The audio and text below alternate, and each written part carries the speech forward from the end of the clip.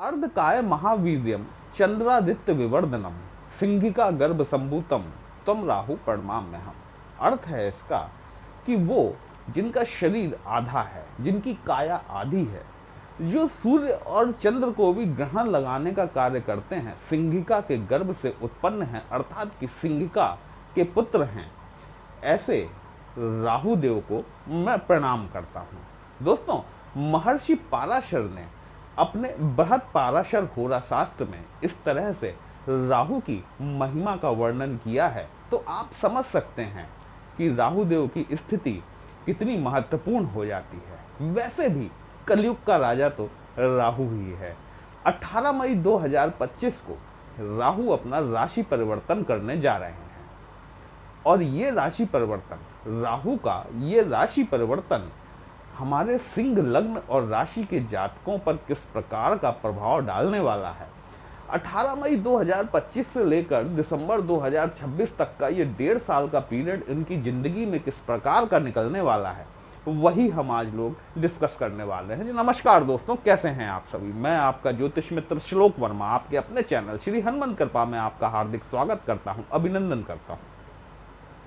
साथ ही अपने बड़े भैया श्री हनुमान जी से करबद्ध निवेदन करता हूं कि वे अपने हनुमत कृपा परिवार के सभी सदस्यों को, नए जुड़ने वाले सभी सदस्यों को सुख समृद्धि प्रदान करें, उन्हें उनके कार्यों में आशातीत सफलता प्रदान करें। दोस्तों, ये जो आप 5 का अंक लिखा हुआ देख रहे हैं ना, ये इस बात को दिखाता है कि या तो आपकी राशि सिंह है या फिर आपकी लग्न सिंह है। राहु का महत्वपूर्ण गोचर होने वाला है। अभी राहु जो है आपके अष्टम भाव में गोचर कर रहे थे और केतु महाराज आपके 2nd हाउस में गोचरस्थ थे। केतु ने सिंह राशि और लग्न के जातकों को जो पीड़ा दी है, उसके लिए हम केतु के से संबंधित एक सेपरेट वीडियो लेकर आएंगे जो कि स्पेशली आपके केतु के लिए रिलेटेड होगा। लेकिन आज हम जो बात करने वाले हैं वह सिर्फ और सिर्फ आपके राहु से रिलेटेड है। अष्टम भाव में बैठा हुआ राहु यदि आपकी पत्रिका में नेटल चार्ट में भी अष्टम भाव में ही बैठा हुआ, तो ये वक्त आपके लिए बहुत ज़्यादा समस्याकारी रहा होगा। और यदि यहाँ पर ये मान के चलें कि आपके नेटल चार्ट में राहु कहीं और स्थित है, मैं आपको थोड़ा सा पहले राहु के बारे में जानकारी दे दूं कि राहु बेसिकली किन भावों में बहुत अच्छा परिणाम देते हैं। देखिए, राहु यदि आपकी पत्रिका के 3रे भाव में, 6वें भाव में या फिर एकादश भाव अर्थात लाभ भाव में मौजूद हैं, राहु महाराज आपको बहुत अच्छा फल देने वाले होते हैं। 10वें भाव में राहु की स्थिति अति उत्तम मानी गई है, लेकिन सर्वोत्तम जो रिजल्ट आते हैं ना, वो 3रे, 6वें और 11वें भाव में आते हैं। 8वें और 12वें घर में राहु बैठ जाएं तो ये आपको शुभ परिणाम देने वाले नहीं होते। भाग्य भाव अर्थात ये 9वां घर, आपकी पत्रिका का जो 9वां घर है, वहां पर जब राहु महाराज बैठते हैं ना, तो ये मिक्स्ड रिजल्ट देते हैं। मतलब कभी ये आपको अच्छे रिजल्ट भी दे सकते हैं और कभी ये आपको खराब रिजल्ट भी दे सकते हैं। वीडियो को अंत तक अवश्य देखिएगा दोस्तों। कहीं भी अच्छा लगता है कमेंट बॉक्स में जय श्री राम लिखेंगे, आपको भी अच्छा लगेगा, हमें भी अच्छा लगेगा आपके लिए इस तरह के विश्लेषण लेकर आने के लिए। यदि हम राशि आधारित बात करें तो मिथुन राशि और वृषभ राशि में यदि राहु की उपस्थिति है, बहुत सर्वोत्तम है। वृश्चिक राशि और धनु राशि में जाकर राहु महाराज नीच के हो जाते हैं। कन्या राशि राहु की स्वराशि मानी गई है। यहाँ पर मान्यता, मैंने ये शब्द कहा मानी गई है, ये इसलिए कहा क्योंकि इस विषय में अनेक मतांतर हैं। बहुत से शास्त्र कुंभ राशि को राहु की कुल ऑनरशिप प्रदान करते हैं, वहीं बहुत से शास्त्र कन्या राशि को भी राहु के लिए को ऑनरशिप प्रदान करते हैं। तो मैं यहाँ पर ये माना जाता है, शब्द का प्रयोग कर रहा हूँ कि कन्या राशि राहु की स्वराशि मानी गई है। आपकी कर्क राशि में राहु हमेशा अच्छे फल देने वाले होते हैं। अब ये जो राहु का ट्रांजिट हो रहा है ना, ये हमारे सिंह राशि और लग्न के जातकों की पत्रिका में आपके 7म भाव में होने जा रहा है। 18 मई 2025 को राहु महाराज गोचर करेंगे, आपके अष्टम भाव को छोड़ देंगे, क्योंकि आप जानते हैं राहु और केतु ये दोनों ऐसे प्लैनेट हैं जो कि वक्री गति से चलते हैं अन्य सभी प्लैनेट 0 डिग्री से 30 डिग्री की तरफ बढ़ते हैं, वहीं राहु और केतु जो है वो 30 डिग्री से 0 डिग्री की तरफ आते हैं। सप्तम भाव में जब राहु महाराज आकर बैठेंगे ना, तो ये आपकी जिंदगी में 1.5 साल में बहुत जो रिजल्ट देंगे वो कई मामलों में निर्णायक साबित होगा। क्योंकि जब सप्तम भाव में राहु बैठेंगे तो आपके फर्स्ट हाउस में केतु महाराज भी आकर बैठेंगे। ये जो 1.5 साल होगा ना, ये आपकी एक सोच को बदलने वाला साल हो सकता है, जिसको ट्रांसफॉर्मेशन कहते हैं। आपकी जिंदगी में आमूलचूल परिवर्तन लाने वाला साल 2025 और 26 हो सकता है दोस्तों। सप्तम भाव, 7th हाउस, आप जानते हैं ये 7th हाउस आपके जीवन साथी से संबंधित होता है। 7th हाउस आपकी बिजनेस की पार्टनरशिप से संबंधित होता है। जीवन साथी भी तो आपका पार्टनर ही होता है। सप्तम भाव आप अपने आप को एक बड़े जन समुदाय के साथ में किस प्रकार से कनेक्ट कर पाते हैं, वह भी आपका सप्तम भाव बताता है। आपका व्यवसाय किस प्रकार का रहेगा, बढ़िया चलेगा, नहीं चलेगा, यह भी आपका सप्तम भाव बताता है। सप्तम भाव में बैठे हुए प्लैनेट्स बताते हैं। राहु आप जानते हैं कि छलिया है, मायावी ग्रह है, लेकिन राहु के पास में विजन है, राहु के पास में दृष्टि है। केतु के पास में धड़ है, लेकिन राहु सिर्फ सिर है, इसके नीचे का पार्ट नहीं है। राहु की भूख असीमित है। आप राहु को यदि किसी मानदंड में उतारना चाहें तो आप उतार नहीं पाएंगे, क्योंकि ये आपको एक सोच तो देता है, एक सोच देता है, एक इल्यूजन देता है। राहु आपको ऑब्जर्वेशन भी देता है। राहु ही आज की दुनिया में, इस कलयुग में राजा कहा गया है। आपके सर के ऊपर अखिल ब्रह्मांड में जो कुछ भी है वो सब कुछ राहु के अंतर्गत आता है। राहु आपकी फ्यूचरिस्टिक अप्रोच है, राहु आपकी थॉट है। राहु आप अगले क्षण के बारे में जो सोच रहे हैं ना, वो आप राहु के बारे में ही विचार कर रहे हैं।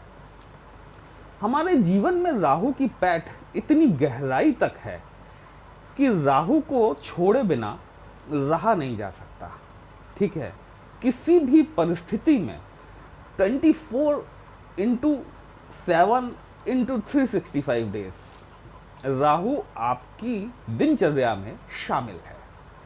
अब इस राहु को, यदि ये राहु आपकी पत्रिका में शुभ है तो अलग प्रभाव होगा, और यदि राहु आपकी पत्रिका में अशुभ है तो अलग प्रभाव होगा। देखिए, यहां जो मैं विश्लेषण करने जा रहा हूं वो आपके, क्योंकि राहु इन 12 भावों में आपकी पत्रिका में कहीं भी बैठे हो सकते हैं, मुझे नहीं पता। भाव और राशि तो मैंने आपको बता दी। साथ ही साथ राहु आपके जन्म के समय आपके जिस नक्षत्र में जाकर बैठे हुए हैं, सबसे पहला प्रभाव राहु महाराज उन नक्षत्रों का देंगे। कई जातक ऐसे होंगे जिनकी की राहु की दशा चल रही होगी, कई जातक ऐसे भी होंगे जिनकी राहु की दशा शुरू होने वाली होगी, या कई जातक ऐसे भी होंगे जिनकी राहु की दशा खत्म होने वाली होगी। कुछ लोगों के लिए राहु बहुत अच्छा हो सकता है, कुछ लोगों के लिए राहु बहुत खराब भी हो सकता है। ये डिपेंड करता है कि आपकी पत्रिका में राहु की स्थिति क्या है, राहु महाराज किन नक्षत्रों में जाकर बैठे हुए हैं। सप्तम भाव के बारे में मैंने आपको बता दिया। जब राहु महाराज यहाँ आएंगे, चाहे राहु शुभ हो चाहे अशुभ हो, देखिए राहु देव जो है ना, मैंने आपसे कहा भ्रम है, इल्यूजन है, मायाजाल है। राहु का मैट्रिक्स है। इस मैट्रिक्स में आप मान के चलें कि आप सिमुलेशन के अंतर्गत हैं। सोचते तो आप हैं कि आप कर रहे हैं, लेकिन एक्चुअल में करने वाला कोई और होता है। ठीक है, तो हम सभी इस सिमुलेशन में हैं, और राहु हम सबके ऊपर असर दिखाते ही दिखाते हैं। तो यदि राहु आपकी पत्रिका में शुभ है या अशुभ है, दोनों ही परिस्थितियों में जब राहु का गोचर आपके 7th हाउस में हो रहा है, आपको आपके जीवन साथी के साथ में, आपको अपने पार्टनर के साथ में, चाहे वो आपका लाइफ पार्टनर हो या फिर आपका बिजनेस पार्टनर ही क्यों ना हो, कुछ ना कुछ भ्रम की स्थिति देखने के लिए मिल सकती है। आप वैसा कुछ सोच सकते हैं जैसा है नहीं, क्योंकि राहु जो है ना, यहाँ पर आपको उन चीजों को भी दिखाता है जो वस्तु स्थिति में होती नहीं है। महिलाओं के बारे में कहा जाता है कि महिलाएं सुनी हुई बातों पर ज्यादा यकीन करती हैं, ठीक है, जबकि पुरुष जो है वो देखी हुई बातों पर ज्यादा यकीन करते हैं। तो राहु यहाँ पर आपको दृष्टि प्रदान कर रहा है। आप किसी भी तरह के भ्रम में पड़ने से पहले एक बार उस चीज को, जब तक कि आप अपनी आंखों से देख न लें, समझ न लें, तब तक यकीन मत कीजिएगा। क्योंकि राहु जो है ना, दोनों ही परिस्थितियों में आपको, यदि आप वैवाहिक जिंदगी की बात करें तो एक जिसे हम कहते हैं एक्स्ट्रा मैरिटल अफेयर, इसकी तरफ राहु महाराज आपको आकर्षित कर सकते हैं। यदि राहु आपकी पत्रिका में शुभ स्थिति में है, आप अपने बिजनेस को नई ऊंचाइयों की तरफ ले जाने के लिए अग्रसर हो सकते हैं। इस दौरान में 18 मई 2025 से लेकर दिसंबर 2026 तक के बीच में आप कोई नई पार्टनरशिप, यदि आप किसी पार्टनर की तलाश में हैं, आप कोई नया व्यवसाय शुरू करना चाहते हैं, आप अपने लिए पार्टनर की तलाश में हैं, निसंदेह तौर पर राहु महाराज आपके लिए आपके अनुकूल एक पार्टनर देने का काम जरूर करेंगे। यदि आप अपने बिजनेस जो कि आपका ऑलरेडी एस्टेब्लिश्ड है उसको आप एक्सपेंड करना चाहते हैं, राहु एक्सपेंशन का कारक है दोस्तों, विस्तारक है राहु, चीजों को असीमित तौर पर फैला देना। क्योंकि राहु, आपसे मैंने कहा कि सर के ऊपर जो भी कुछ है वो सब राहु है। तो यहाँ पर राहु महाराज जो है ना कि आपके बिजनेस को एक्सपेंड करने का काम करेंगे। यदि आप पॉलिटिकल लीडर हैं, यदि आप जनता को रिप्रेजेंट करते हैं, देखिए यहाँ पर आपको बहुत सावधानी बरतनी पड़ेगी। क्योंकि जनता अच्छी चीज़ों को बहुत जल्दी भूल जाती है, लेकिन कही हुई चीज़ों को यदि वो गलत साबित होती है ना, तो बहुत लंबे समय तक याद रखती है।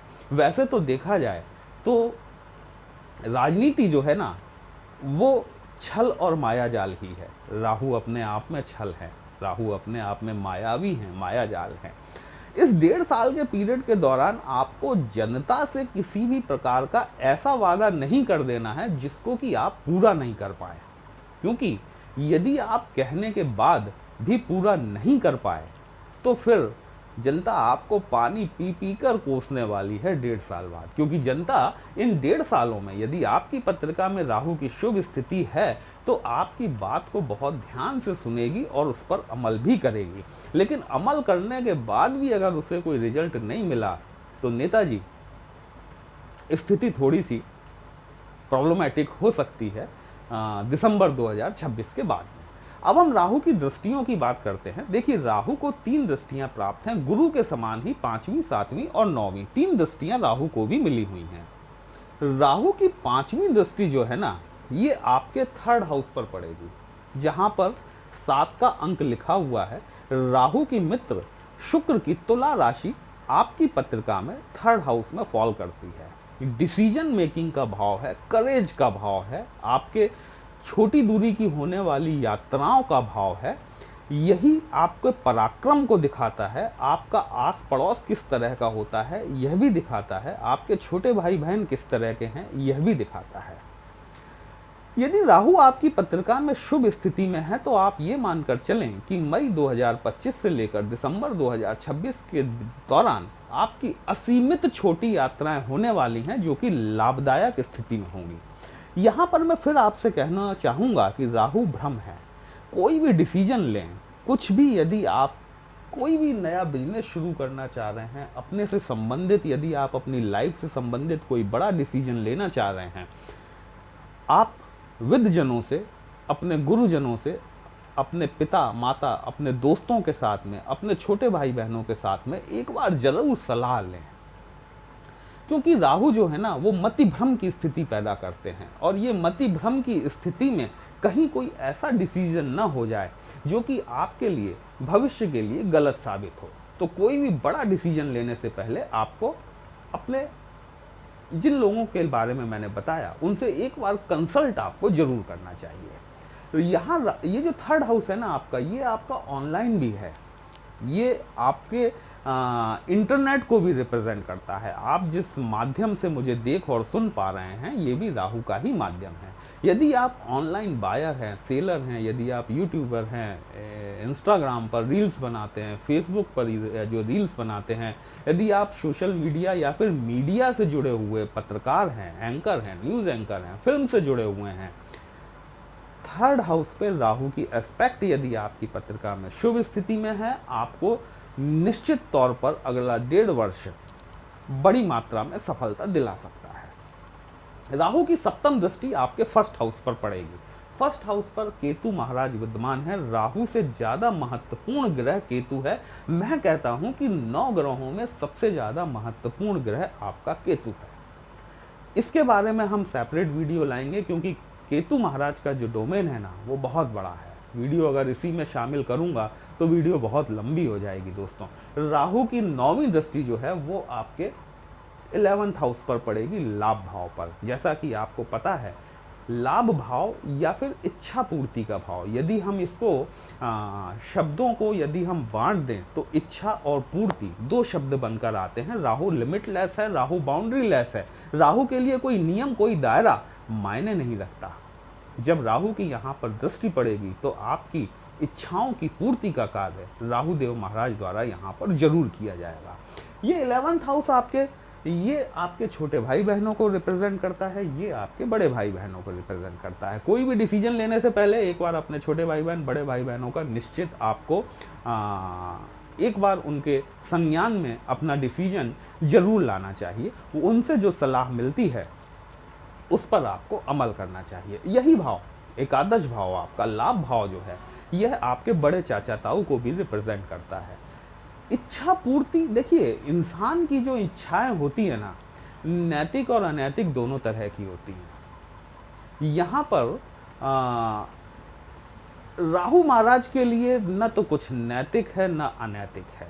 राहु महाराज सिर्फ इच्छा पूर्ति करना जानते हैं। यदि राहु आपकी पत्रिका में शुभ स्थिति में है, अगला 1.5 साल आपकी समस्त कामनाओं की पूर्ति करने वाला हो सकता है। भले वो कामनाएं आपकी किसी भी प्रकार की हो, वाहन से संबंधित हो, भूमि से संबंधित हो, भवन की संबंधित हो, आपकी रेपुटेशन से रिलेटेड हो, आपकी प्रसिद्धि से रिलेटेड हो, हर चीज में राहु महाराज आपको यहाँ पर मदद करने वाले हैं। कंडीशन सिर्फ एक है कि राहु की स्थिति शुभ होनी चाहिए आपकी पत्रिका में। अब हम बात करते हैं कि मान लीजिए राहु की स्थिति आपकी पत्रिका में शुभ नहीं है, तो आप क्या कर सकते हैं। 10 रुपए का उपाय है दोस्तों।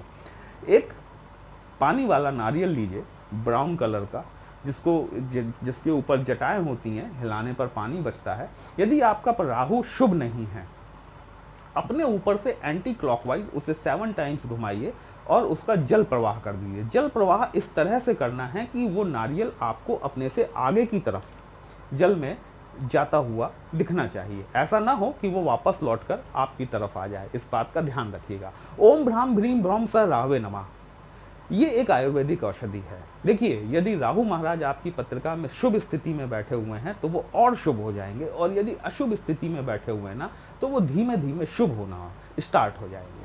लोग बात क्या करते हैं ना कि YouTube पर राहु के उपाय सुनकर अपने किसी भी प्रकार की समस्या को, किसी भी प्रकार की परेशानी को तुरंत राहु, केतु और शनि से जोड़ लेते हैं। ऐसा नहीं करना चाहिए दोस्तों। जब तक आपको आपकी पत्रिका के बारे में संपूर्ण जानकारी ना हो, तब तक न तो किसी प्लैनेट को दबाएं, न ही किसी प्लैनेट का जल प्रवाह करें, क्योंकि आप हो सकता है किसी और ग्रह से परेशान हो और जल प्रवाह या दबाना आप किसी और प्लैनेट का कर दें, जो कि आपको शुभ स्थिति में रखने वाला हो।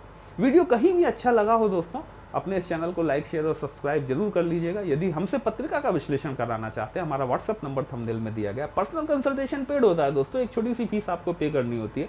आपकी समस्या का उचित समाधान हमारे द्वारा करने का प्रयास जरूर किया जाता है। चलिए फिर मिलते हैं, तब तक के लिए जय श्री राम।